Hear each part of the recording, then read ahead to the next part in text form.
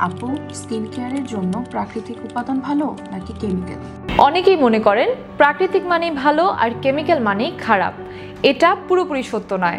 বাস্তবতা হলো সব প্রাকৃতিক উপাদানই নিরাপদ নয় আর সব কেমিক্যালই ক্ষতিকর নয়। প্রাকৃতিক উপাদান যেমন অ্যালোভেরা, হলুদ, মধু, গ্রিন টি এগুলো ত্বকের জন্য অনেক উপকারী হতে পারে, কিন্তু এগুলোতে অ্যালার্জি বা রিঅ্যাকশনের ঝুঁকিও থাকে, বিশেষ করে যদি সঠিকভাবে প্রসেস না করা হয়।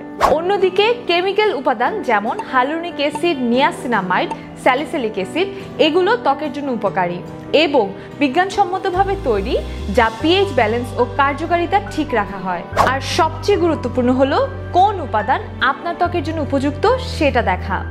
অনেক প্রাকৃতিক উপাদান যেমন লেবুর রস, বেকিং সোডা বা ডিরেক্ট এসেনশিয়াল অয়েল স্কিনে মারাত্মক ক্ষতি করতে পারে। তাই চোখ বন্ধ করে প্রাকৃতিক বা কেমিক্যাল এই শব্দ দেখে সিদ্ধান্ত না নিয়ে বুঝে শুনে dermatologist approved well formulated product বেছে নেওয়াটাই সবচেয়ে বুদ্ধিমানের কাজ।